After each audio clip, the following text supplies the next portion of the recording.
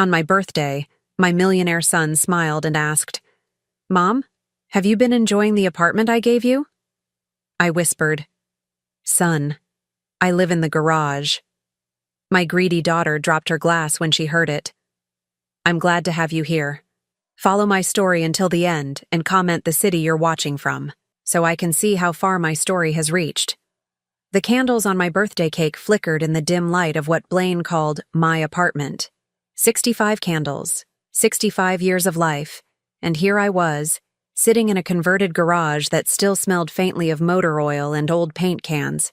"Make a wish." "Mom," Blaine said, his $1,000,000 smile beaming across the makeshift dining table we'd set up between storage boxes. He looked so proud, so satisfied with himself. His designer suit probably cost more than I'd spent on groceries in the past 6 months. Celine sat beside him, her manicured nails tapping impatiently against her wine glass. At 38, my daughter had perfected the art of looking beautiful while radiating coldness. Her Botox prevented any real expression, but I could see the calculation in her eyes as she checked her phone for the 3rd time in 10 minutes. "This is lovely, darling," I managed, forcing a smile. The concrete floor was cold beneath my feet, even through the thin rug I'd bought at a yard sale. "Thank you both for coming." Blaine reached across the table and squeezed my hand. His wedding ring caught the light, a band that cost more than most people's cars. "Mom, you know how much I love you. I'm just so happy you're comfortable here. When I bought this place for you, I wanted to make sure you had everything you needed." The words hit me like a physical blow. Everything I needed. I glanced around at the space that had become my world. The narrow cot pushed against the wall. The hot plate that served as my entire kitchen. The portable heater that barely worked when winter came.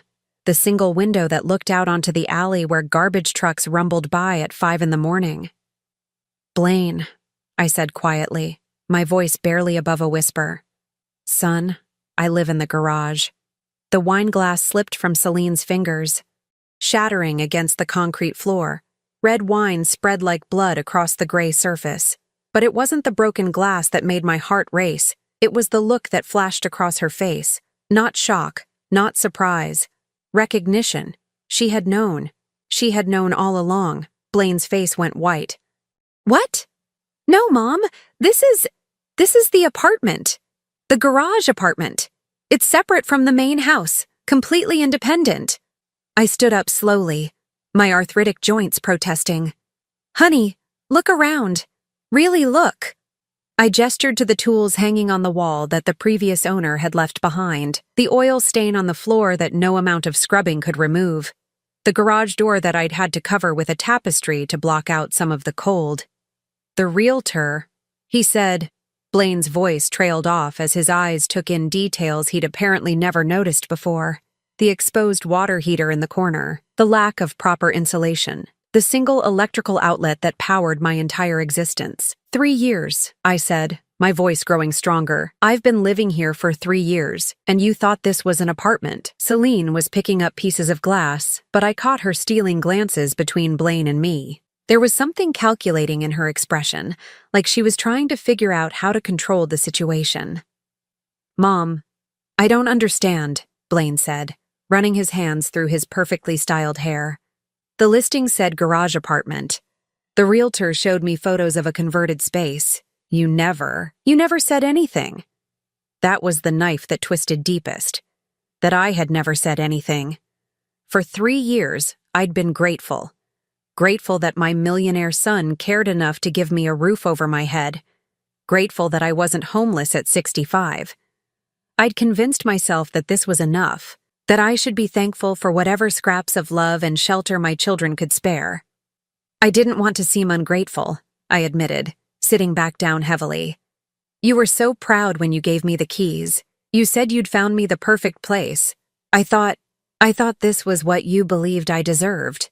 The silence stretched between us like a chasm. I could hear Celine's breathing, quick and shallow. I could see Blaine processing everything, his business mind trying to make sense of a situation that defied logic. "The heating bills," he said suddenly. "I've been paying heating bills for this address. Expensive ones." My heart clenched. "Those aren't for here, son." This space doesn't have central heating.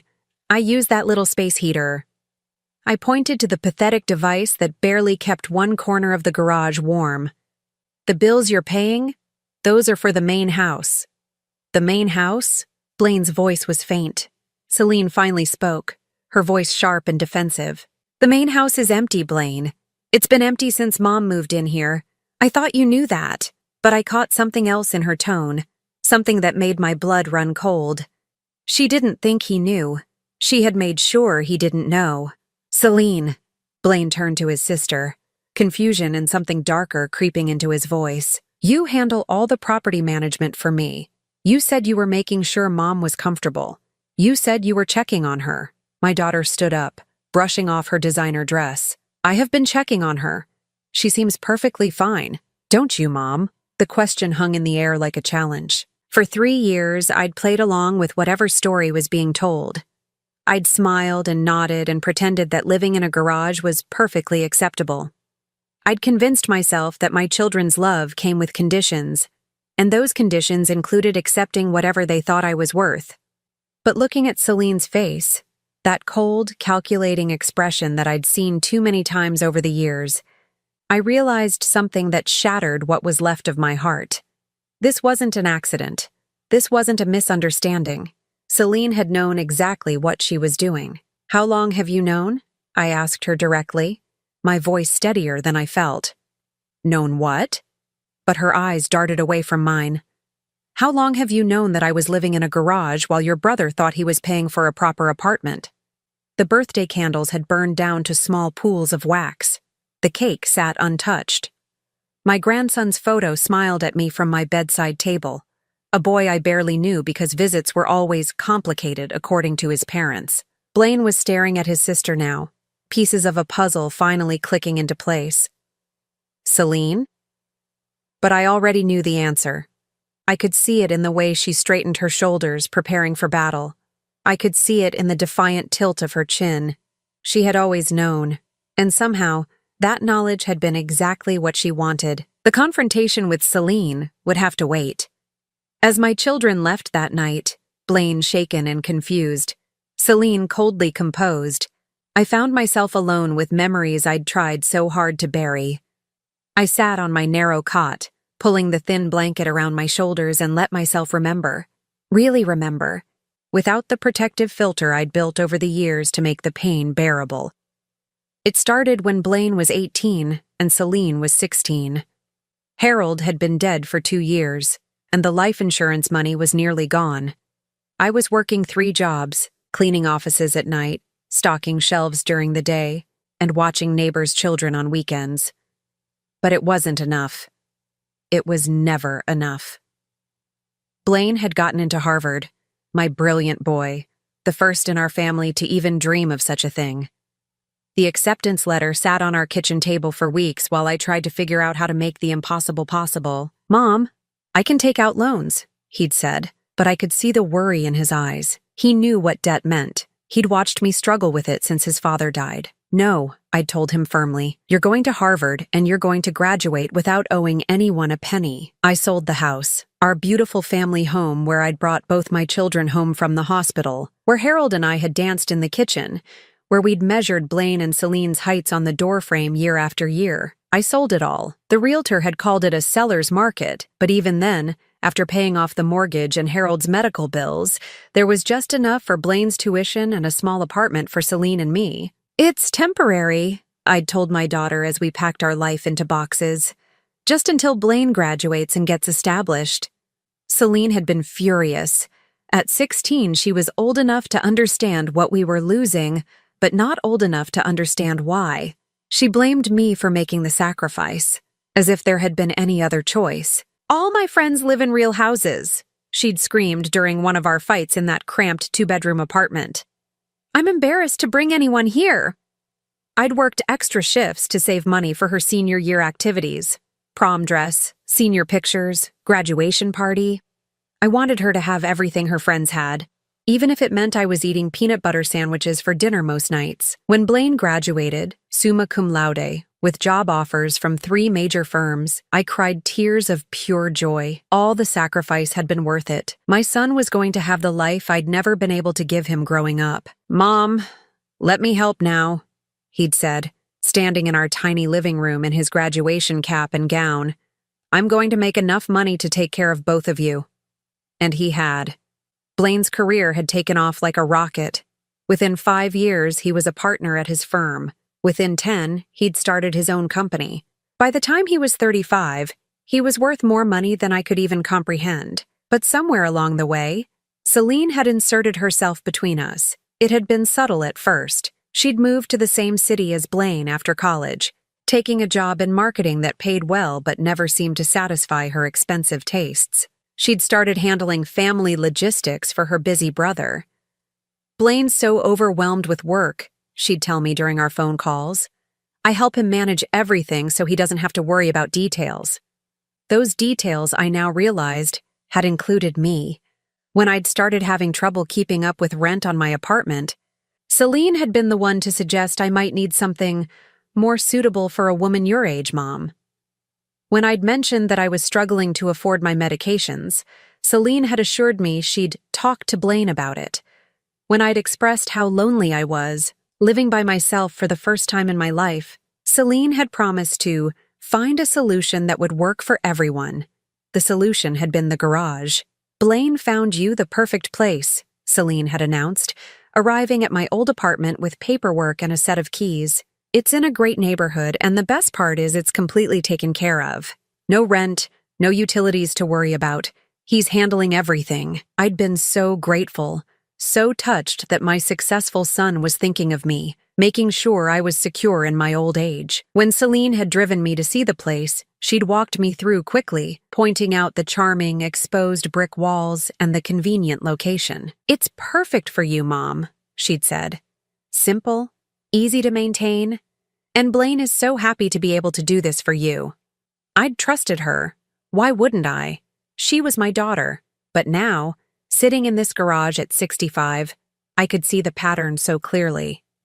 Every time Blaine had tried to do more for me, and I was certain now that he had tried, Celine had been there to manage the situation, to filter his good intentions through her own agenda. The expensive heating bills he'd mentioned, the ones that went to the main house that sat empty. Had Celine told him I was living in the main house?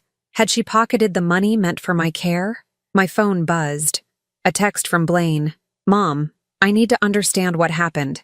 Can we talk tomorrow?" Before I could respond, another message came in, this one from Celine. "I hope you're happy. You've upset Blaine terribly with your dramatics." My dramatics. Living in a garage for 3 years was dramatics. I set the phone aside and walked to the small mirror I'd hung on the wall near my makeshift sink.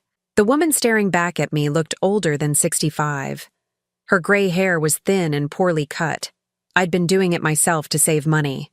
Her clothes were clean but worn. Her face bore the lines of someone who'd spent years worrying about everyone except herself. But her eyes were finally awake. For 3 years, I'd told myself that this situation was temporary, that Blaine was busy building his empire and would eventually notice that something was wrong, that Celine was just looking out for her brother's interests, that I should be grateful for whatever shelter and support I received.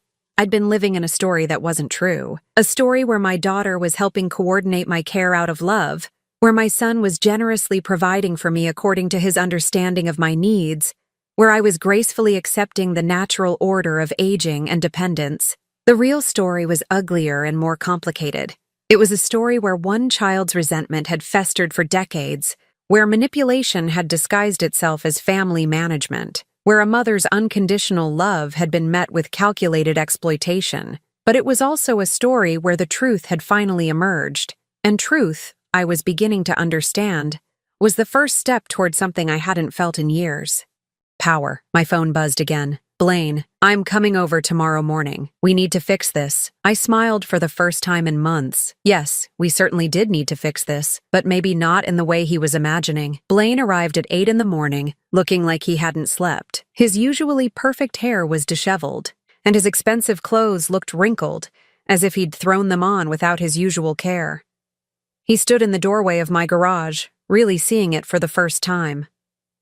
Jesus, Mom, he whispered, taking in the space heater, the hot plate, the narrow cot. How did I not know? I poured him coffee from the small pot I'd managed to make on my hot plate. It wasn't very good coffee, the cheap kind I could afford, but he drank it without complaint, sitting on the folding chair that served as my only furniture besides the cot. You trusted Celine to handle things, I said simply, and she did handle them, just not the way you thought. But the bills. I've been paying for heating, for electricity, for property maintenance. Where was that money going? I'd spent the night thinking about this exact question. The main house, the one that's been sitting empty while I've been living out here. Celine told you I was living in the main house, didn't she? Blaine nodded slowly. She said you preferred having your own space, that you liked the independence. She said the garage apartment was just extra storage for you. My heart ached for him. My son, for all his business success, had been played as expertly as I had. She's been managing your generosity, son, taking your good intentions and redirecting them. But why? The pain in his voice was real. Why would she do this? Before I could answer, we heard a car door slam outside. Through the small window, I could see Celine's BMW parked behind Blaine's car. She'd come to do damage control. Blaine, are you in there? Her voice carried that false sweetness she used when she needed something. I brought breakfast. She entered carrying an expensive bag from a high-end bakery, wearing a cream-colored cashmere coat that probably cost more than I spent on food in 3 months. Her smile faltered when she saw us sitting together, serious and quiet. Well, this looks intense, she said, forcing a laugh. I thought we could all have a nice breakfast and clear up this silly misunderstanding. Sit down, Celine, Blaine said, his voice colder than I'd ever heard it. She perched on the edge of my cot, carefully arranging her coat so it wouldn't touch the rough blanket. Look, I know Mom got a little emotional last night, but you know how she can be. Sometimes she exaggerates things when she wants attention. The casual cruelty of it took my breath away, but Blaine's reaction was swift and sharp. Exaggerates? He gestured around the garage. She's been living in a garage for 3 years, Celine. A garage, while I've been paying for her to live in a house.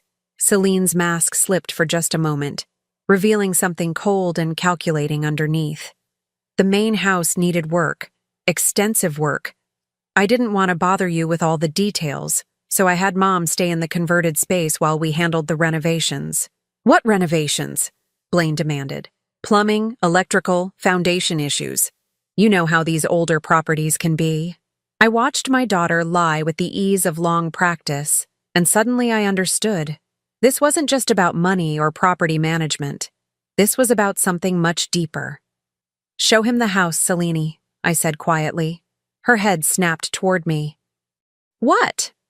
Show your brother the house he's been paying to maintain. Let him see these extensive renovations. Mom, that's not necessary. Show me the house. Blaine stood up, and I could see the businessman in him emerging. The man who'd built an empire by seeing through people's lies and manipulations. 20 minutes later, we stood in front of the main house. It was a beautiful property in an upscale neighborhood, exactly the kind of place where a successful son would want his aging mother to live. Blaine had chosen well. He used his key to open the front door, and we stepped into a home that was not only perfectly maintained, but beautifully furnished. Hardwood floors gleamed. Fresh flowers sat on polished tables. The kitchen was modern and fully equipped. Upstairs, I could see through open doorways to comfortable bedrooms with quality furniture. This is where you thought I was living, I said to Blaine, watching his face as he took in the reality. But where? His voice trailed off as he opened the refrigerator. It was fully stocked with expensive food, fresh vegetables, premium meats, imported cheeses, enough food to feed a family for weeks. Celine, he said, turning to face our daughter, who lives here? I already knew the answer. I'd suspected it for months, but now I was certain. I do, Celine said, lifting her chin defiantly. Sometimes, when I need space, when Marcus and I are having problems. Marcus, her husband of 15 years, who worked in finance and made a comfortable living, but nothing like Blaine's wealth. You've been living in the house I bought for Mom? Blaine's voice was deadly quiet. I've been maintaining it. Someone had to make sure it was properly cared for. Mom couldn't handle a place this size. So you decided she should live in the garage instead. It's a perfectly adequate space for one person, and she seemed fine with it. The lies were unraveling fast now, but Celine wasn't backing down. If anything, she was doubling down, as if her best defense was an aggressive offense. "You want to know the truth?" she said, her voice rising. "Fine. Mom has been a burden for years, always needing something, always having some crisis. I've been protecting you from all of that, Blaine, handling her so you could focus on your business." "Protecting me?" Blaine looked stunned. "Yes. Do you think it's been easy managing her constant complaints? Her doctor appointments? Her medication issues? Her loneliness? I've been dealing with all of it so you wouldn't have to." I stared at my daughter, finally seeing her clearly. "You've been intercepting," I said, the pieces falling into place. "When Blaine tried to call me directly, when he tried to visit, when he wanted to do more for me, you've been running interference." Celine's silence was answer enough. "The Christmas present," Blaine said suddenly. "Last year, I ordered you that expensive heating system. I told Celine to have it installed here. You never mentioned receiving it." "Because I never received it." I looked around at the house that had been meant for me, with its perfect climate control and modern amenities. "Where is it, Celine?" "Mom's place didn't need that level of heating," Celine said quickly. "So I had it installed here instead, for when she visits." "When she visits?" Blaine's voice cracked. "This is supposed to be her home." But I was thinking about all the other things that had never reached me. The care packages Blaine mentioned sending, the medical specialists he'd said he'd arranged appointments with, the grocery delivery service he'd thought he'd set up for me. All of it had been filtered through Celine. All of it had been redirected, minimized, or simply kept for herself. "How long?" I asked her. "How long have you been stealing from both of us?" "I haven't stolen anything," she snapped. "I've been managing family resources efficiently. Mom doesn't need much. And you have more money than you know what to do with, Blaine. I've been making sure nothing was wasted." The word hit me like a slap. Wasted. That's what she thought caring for her own mother would be. A waste of resources. Blaine walked to the window, staring out at the garden that someone had clearly been maintaining. Probably a service he'd been paying for, thinking his mother was enjoying the flowers. "I need to understand something," he said without turning around. "Did you ever tell Mom about the trust fund?" The air went out of my lungs. "What trust fund?" Celine went white. "The one I set up 3 years ago," Blaine continued, still facing the window. $50,000 a year for Mom's living expenses and health care. I asked you to explain it to her, to help her access the money. Celine, please tell me you told her about the trust fund." The silence stretched on until it became deafening. And in that silence, I finally understood the full scope of what my daughter had done to me. She hadn't just stolen my home. She hadn't just isolated me from my son. She'd stolen 3 years of financial security that Blaine had intended for me, leaving me to scrape by on my small Social Security check while she lived in luxury. "Celine?" Blaine's voice was barely controlled. "Where is the money? Where is the money?" "Celine?" Blaine's question hung in the air like a blade ready to fall. My daughter stood frozen in the middle of the beautiful house that should have been my home, her face cycling through emotions, defiance, fear, calculation, and finally, cornered rage. "You don't understand the expenses involved in managing all of this," she said, gesturing wildly around the room. "The house maintenance, the utilities, the property taxes, Mom's care coordination. Do you have any idea how much time I spend handling her medical appointments, her prescriptions, her—" "Stop!" I cut her off, my voice steady despite the earthquake happening inside my chest. "Just stop lying." Celine whirled on me. "You're calling me a liar? After everything I've done for this family?" "What medical appointments?" I asked. "I haven't seen a doctor in over a year because I couldn't afford the copays." "What prescriptions?" "I've been splitting my pills in half to make them last longer." "What care coordination, Celine?" The color drained from her face, but she rallied quickly. "You never told me you were having problems affording things. If you'd just communicated better." "I did tell you." The memories came flooding back with crystal clarity. I called you last winter when I couldn't afford to fill my blood pressure medication. You said you'd talk to Blaine about it. I texted you when the space heater broke and I was freezing. You said you'd handle it. I asked for help with groceries during that week when the Social Security check was late. You said the family was going through a tight financial period. Blaine made a sound like he'd been punched. Tight financial period? Celine, I gave you access to an emergency fund specifically for Mom's needs.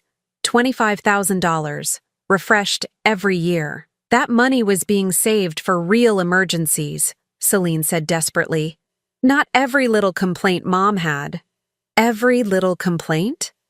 I stared at my daughter, seeing a stranger. Freezing in winter is a little complaint? Not being able to afford heart medication is a little complaint? You're being dramatic, Mom. You've always been dramatic when you want attention. The casual cruelty of it was breathtaking.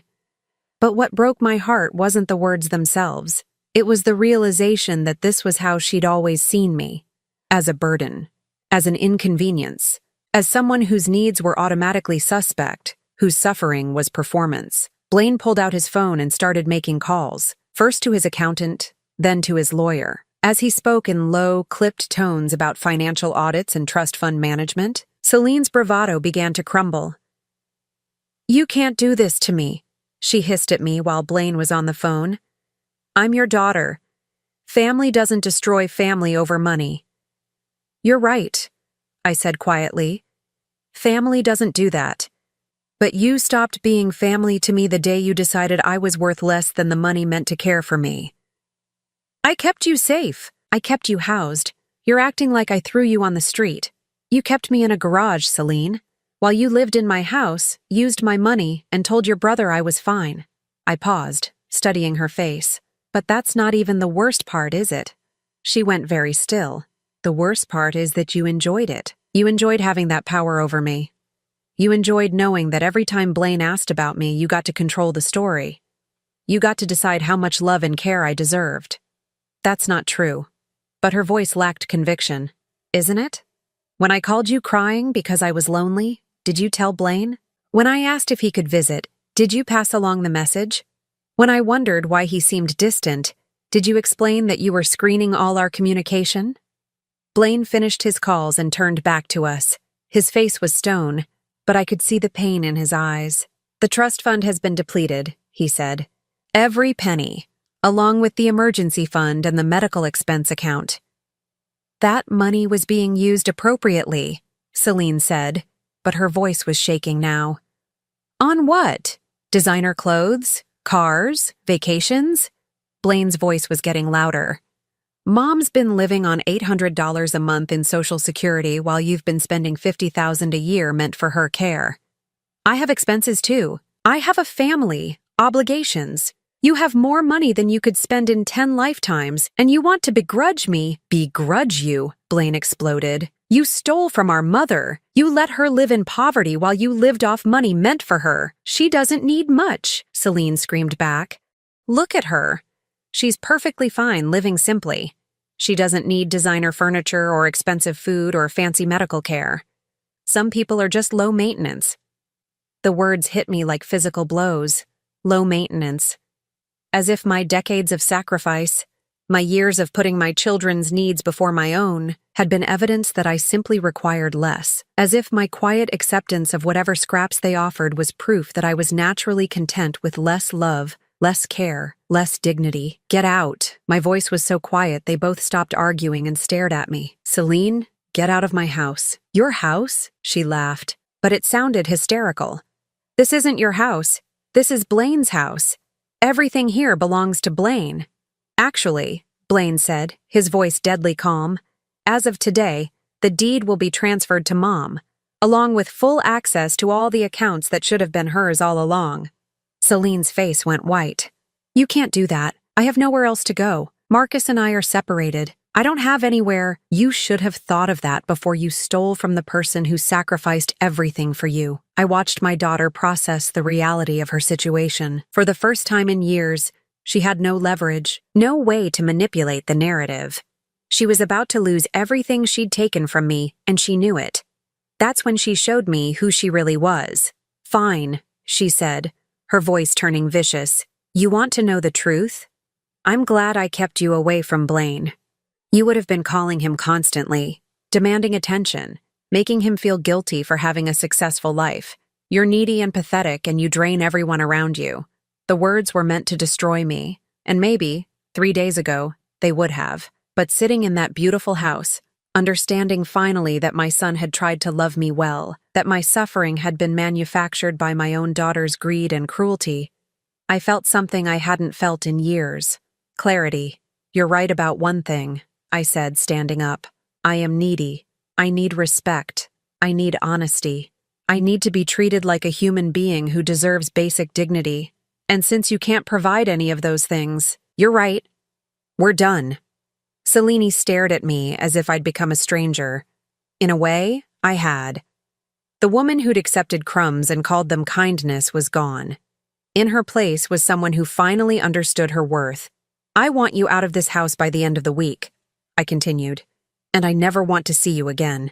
Mom, you don't mean that. I'm your daughter. No, I said, feeling the truth of it settle into my bones. A daughter doesn't do what you've done. You're a stranger who shares my DNA. She looked to Blaine for support, but found none. Her brother was staring at her like he'd never seen her before either. Blaine, you can't let her do this to me. I'm your sister. And she's my mother, he said quietly. The mother who sold her house to send me to college. The mother who worked 3 jobs to make sure we had everything we needed. The mother who deserved better from both of us. Selene's composure finally shattered completely. This is all her fault, she screamed, pointing at me. She made herself into a martyr, always sacrificing, always suffering. She made us feel guilty for having good lives. She did this to herself. The accusation hung in the air, and I realized it contained a grain of truth that made it even more painful. I had sacrificed everything for my children. I had made their happiness more important than my own well-being. I had taught them, through my actions, that my needs were less important than theirs. But that didn't excuse what Selene had done with that lesson. Instead of feeling grateful or protective, she'd felt entitled. She'd decided that because I'd always given more than I received, I should continue to expect less. You're right, I said, surprising her. I did teach you that my needs didn't matter, but you had a choice about what to do with that knowledge. You could have tried to give back. You could have made sure I was cared for in my old age the way I cared for you in your youth. I walked to the window, looking out at the garden I should have been tending for 3 years. Instead, you decided that my willingness to sacrifice meant I deserved to keep sacrificing. Forever. When I turned back, Selene was crying. But they were angry tears, not remorseful ones. I'll contest the deed transfer, she said. I'll prove you're incompetent, that you need management. I'll make sure everyone knows what kind of person you really are. Blaine stepped forward, and for the first time since we'd entered the house, he looked dangerous. If you try to hurt her again in any way, you'll find out exactly how much power having money actually gives someone. Don't test me, Selene. My daughter looked between us, seeing something that made her take a step back. Then she grabbed her purse and headed for the door. This isn't over, she said, but as I watched her leave, I realized that for me, it finally was. 2 weeks after Selene stormed out of what was now officially my house, I was sitting in the kitchen I'd only dreamed of using, sorting through boxes of my belongings that Blaine had moved from the garage. The contrast was surreal. Going from a hot plate and a mini fridge to a full kitchen with granite countertops and professional-grade appliances. But the biggest change wasn't in my living situation. It was in my relationship with my son.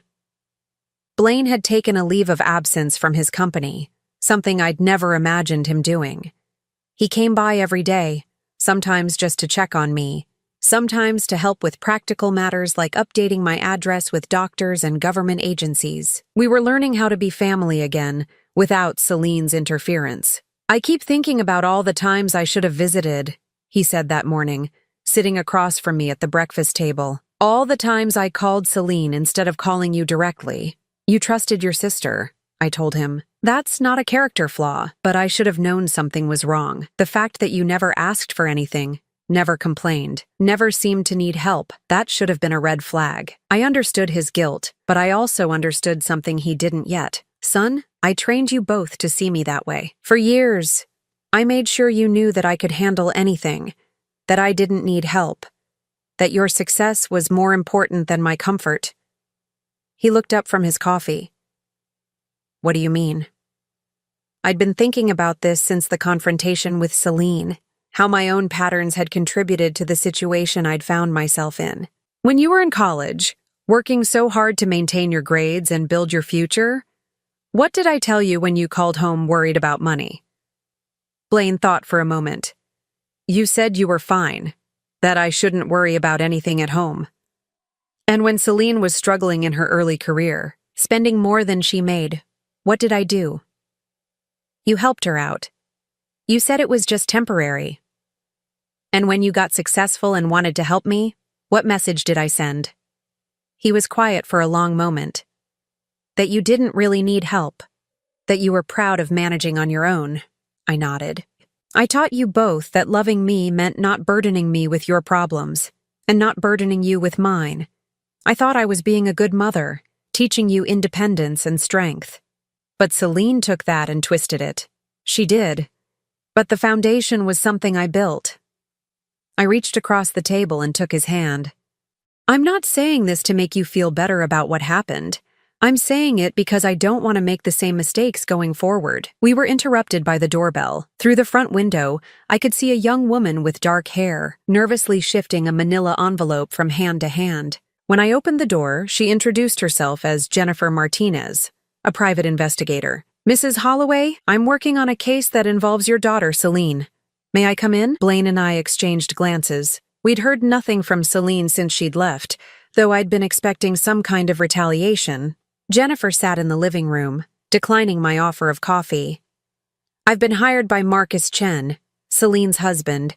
He's filing for divorce and he believes she's been hiding assets. What does that have to do with us? Blaine asked. Jennifer opened her envelope and pulled out a stack of documents. In the course of investigating Mrs. Chen's finances, we discovered some irregularities that I think you should know about. She spread the papers across my coffee table. Bank statements, investment account summaries, property records. This is a savings account in your name, Mrs. Holloway, she said, pointing to one statement. Are you aware of it? I looked at the document. It showed an account with nearly $40,000 in it. I've never seen this before. It was opened 3 years ago, with Celine listed as the secondary account holder. Regular deposits have been made, but no withdrawals. Blaine leaned forward. What kind of deposits? Social Security overpayments, Medicare reimbursements, and what appears to be proceeds from a life insurance policy. My heart stopped. What life insurance policy? Jennifer pulled out another document. Your husband Harold had a small policy through his work. When he died, there was apparently some confusion about the beneficiary information. The insurance company has been trying to locate you for 3 years. I stared at the papers, not understanding. But Harold died 15 years ago. His life insurance paid out then. That's how I managed to keep us afloat for as long as I did. This was a separate policy, Jennifer explained. A retirement benefit that continued after his death. The company merged with another insurer, and in the transition, your case file was misplaced. When they finally located you, the address they had was outdated. So where did the money go? To this account, which was opened by someone claiming to be your legal representative. Jennifer's voice was careful, professional. The signature cards show Celine's name. Blaine was reading over the documents, his face growing darker by the minute.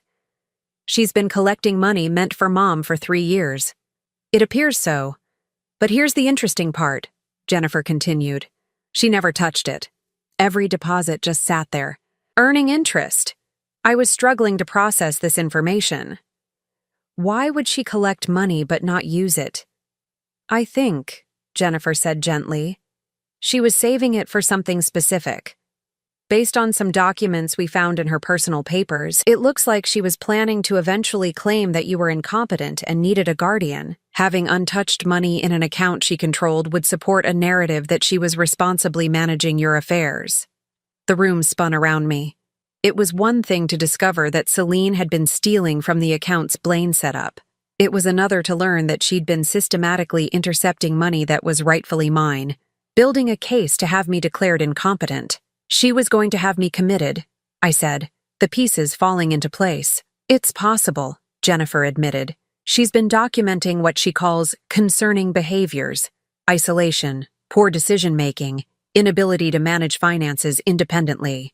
Blaine stood up abruptly, pacing to the window. The garage. She kept Mom in the garage to create evidence that she couldn't live independently. And my reliance on her for everything, I added, feeling sick.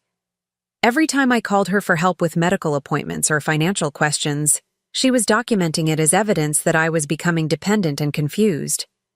Jennifer nodded. Based on what Mr. Chen shared with me, there are also records of conversations with elder care attorneys and private care facilities. The manipulation was so much deeper than I'd realized. Celine hadn't just been stealing from me, she'd been systematically building a case to take away my freedom entirely. But she never followed through, Blaine said, turning back to us. No, Jennifer agreed, and based on the timeline, I think I know why.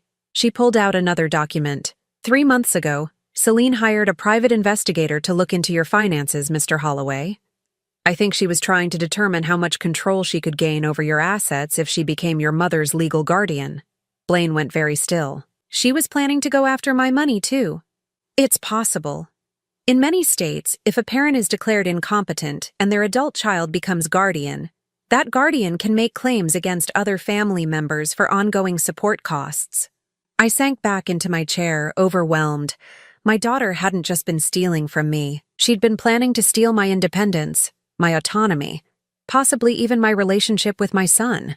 And she'd been building this plan for years, every interaction carefully calculated to support her eventual narrative. There's one more thing, Jennifer said. The reason Mr. Chen hired me originally. Celine has been transferring money into accounts under her maiden name, your maiden name, Mrs. Holloway. She's been building a financial profile that would support a claim that she's been acting as your financial representative all along. Identity theft, Blaine said grimly, among other things. Mr. Chen believes she was planning to claim significant assets as part of the divorce settlement, assets that she would say belonged to her as your caregiver and representative. I looked around the beautiful house that I was only now learning was truly mine, thinking about the garage where I'd spent 3 years believing I was being cared for. The scope of Celine's planning was breathtaking in its cruelty. What happens now? I asked. Well, Jennifer said, the $40,000 in that account belongs to you, and based on what we've uncovered, there may be criminal charges against Celine for financial elder abuse, identity theft, and fraud. Blaine sat back down beside me. Mom, this is your decision, but she needs to face consequences for what she did. I thought about the woman who'd raised me to believe that family loyalty meant accepting whatever treatment you received. I thought about the years I'd spent making excuses for Selena's coldness, telling myself that she was just practical, just protective of her brother. I thought about the life I could have had these past 3 years if I'd received the money that was rightfully mine, the medical care I'd gone without, the dignity I'd lost. And I thought about other elderly people who might not have a son like Blaine to advocate for them, other mothers who might be trapped in garages or worse, while their children systematically stripped away their resources and autonomy. I want to press charges, I said quietly. All of them. Jennifer nodded and made a note. There's one more thing you should know. Based on the documentation we found, you weren't her only target. My blood went cold. What do you mean? She's been corresponding with elder care attorneys about other elderly clients. I think she was planning to expand this kind of operation. The revelation hit me like a physical blow. My daughter hadn't just betrayed me. She'd been planning to make a business out of exploiting vulnerable elderly people. But as shocking as this discovery was, it also gave me something I hadn't expected: purpose. For the first time in years, I had something important to do. Something that mattered beyond my own survival. I was going to make sure Celine never had the chance to do to anyone else what she'd done to me. 6 months later, I stood in my garden, deadheading the roses that I'd finally had the chance to plant. The morning was crisp and clear, and the satisfaction of working with soil under my fingernails felt like a luxury I'd forgotten existed. The legal proceedings had been swift once the evidence was laid out. Celine pled guilty to financial elder abuse, identity theft, and fraud. She received 3 years in prison and full restitution, not just to me, but to the 2 other elderly clients she'd been targeting through her correspondence with unscrupulous care facilities. The judge had been particularly harsh in her sentencing remarks. This defendant didn't just steal money. She stole dignity, autonomy, and peace of mind from vulnerable people who trusted her. I'd attended the sentencing hearing, not out of vindictiveness, but because I needed to see the end of the story. Celine had looked older, smaller somehow, in her orange jumpsuit. She'd glanced at me once during the proceedings, and I'd seen something in her eyes that might have been regret. But it might also have been anger that she'd been caught. I'd nodded to her once, not forgiveness exactly, but acknowledgement. She was still my daughter in the biological sense, but the relationship I'd spent 65 years trying to nurture was truly over. The hardest part hadn't been the legal proceedings or even the public attention the case had received. It had been learning to live without the constant background anxiety that had defined my existence for so long. For years, I'd lived with the fear that I was one crisis away from homelessness, one medical emergency away from bankruptcy. Even when I was theoretically being cared for, I'd felt the precariousness of my situation in my bones. Now, with my own financial resources secured, and my relationship with Blaine rebuilt on honest ground, I was learning what it felt like to plan beyond the next month. I'd enrolled in a Master Gardener program at the local community college. I'd joined a book club at the library. I'd even started dating, something that felt both terrifying and wonderfully normal at 65.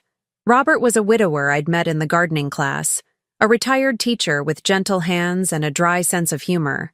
We moved slowly, having coffee after class, taking walks through botanical gardens, sharing stories about our children and grandchildren. Yes, grandchildren. That was perhaps the most unexpected gift of this entire ordeal. Blaine had been married for 8 years to a woman named Sarah, whom I'd met only briefly at their wedding. Another interaction that had been managed and minimized by Celine. Sarah was a pediatric nurse with warm brown eyes and an easy laugh. She was also 7 months pregnant with my first grandchild. "I feel terrible that we didn't include you more," Sarah had said during one of our getting-to-know-each-other dinners. "Selena always made it sound like you preferred your independence, that you found family gatherings overwhelming." I'd started to make excuses, my old habit of protecting everyone from discomfort, but Blaine had gently interrupted. "Celine lied about a lot of things," he'd said simply. "We're starting over." And we were. Blaine and Sarah included me in everything now. Doctor's appointments, baby shopping, nursery planning. I was learning about my son's life in ways I'd never been allowed to before. His struggles with work-life balance, his excitement about becoming a father, his regrets about the years we'd lost to Selena's manipulation. I keep thinking about all the conversations we should have had. He'd told me one afternoon as we assembled a crib in what would be the baby's room. "All the times I should have called you directly instead of going through Celine." "We're having them now," I'd reminded him. And we were. The doorbell interrupted my gardening thoughts. I brushed the soil off my hands and went to answer it, expecting Robert with the Chinese takeout we'd planned for lunch. Instead, I found a young woman holding a baby carrier. "Mrs. Holloway, I'm Amanda Chen, Marcus's sister." My heart clenched. Marcus was Celine's ex-husband, and I'd heard through the legal proceedings that they had a young child together. "This is Emma," Amanda continued, adjusting the carrier so I could see the sleeping toddler inside. "She's your granddaughter." I stared at the little girl, seeing traces of Celine in her features, but also something softer, more innocent. Emma was maybe 18 months old, with dark curls and chubby cheeks. "Marcus wanted you to meet her," Amanda explained. "He said you have a right to know her, regardless of what happened with Celine." My throat was tight. "How is she?" "Emma's doing well. Marcus has full custody now. He's a good father." Amanda paused. "He also wanted me to give you this." She handed me an envelope with my name written in a careful, unfamiliar hand. "May I hold her?" I asked. Amanda smiled and carefully lifted Emma from the carrier. The little girl woke up as I took her, studying my face with solemn dark eyes. "Hello, sweetheart," I whispered. "I'm your grandma Janine." Emma considered this information seriously, then reached out to touch my face with one small hand. Later, after Amanda and Emma had left with promises of future visits, I sat in my living room reading Marcus's letter. "Dear Mrs. Holloway, I want you to know that I had no idea what Selena was doing to you. If I had known, I would have intervened immediately. I'm writing to ask if you would consider being part of Emma's life. She deserves to know her grandmother, and you deserve to know her. Celine will have supervised visits once she's released, but I want Emma to understand that she has family members who will treat her with kindness and respect.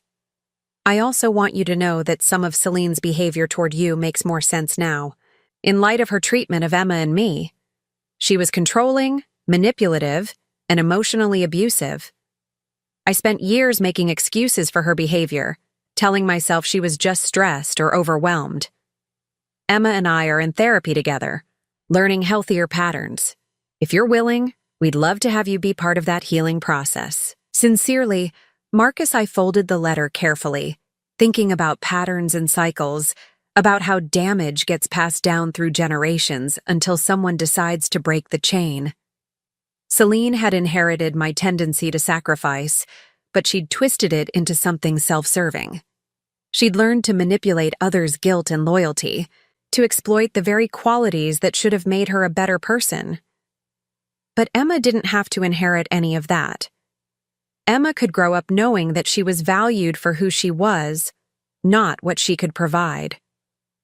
She could learn that love doesn't require sacrifice of dignity or autonomy. That evening, Blaine and Sarah came for dinner. Sarah was moving more slowly now, her pregnancy entering the final stage, but she insisted on helping me cook. "I got some interesting news today," I told them as we prepared vegetables for a stir-fry. "I have another grandchild." I told them about Amanda's visit, about Emma, about Marcus's letter. "How do you feel about it?" Sarah asked gently. I thought about the question while I chopped carrots. "Hopeful," I said finally. "That little girl deserves better than the legacy Celine would leave her. Maybe I can help with that." Blaine nodded. "You're good at raising children who know how to love." "I made mistakes with you and Celine," I said. "I taught you both that my needs didn't matter. Celine used that lesson to justify cruelty. You used it to justify distance. Neither response was healthy." "So what will you teach Emma?" Sarah asked. I smiled, thinking about the little girl's serious eyes, her careful study of my face, that she's valuable exactly as she is, that the people who love her will show up for her consistently, that asking for help isn't weakness, and giving help isn't sacrifice, it's just love in action. After dinner, we sat on the back porch watching the sunset. Sarah had her feet up, one hand on her rounded belly. Blaine was reading work emails but putting his phone down every few minutes to engage in our conversation. "I've been thinking about forgiveness," I said suddenly. They both looked at me. "Not forgiving Celine," I clarified. "I'm not there yet, and I may never be. But forgiving myself." "For what?" Blaine asked. "For all the years I spent believing I was worth less. For teaching my children that love meant accepting whatever treatment you received. For not fighting harder when I knew something was wrong." Sarah reached over and took my hand. "You survived. That's enough." But I knew it was more than that. I hadn't just survived. I'd finally learned to thrive. At 65, I was discovering what it felt like to live without fear, to make choices based on what I wanted rather than what others expected from me. The garden I'd planted was blooming now.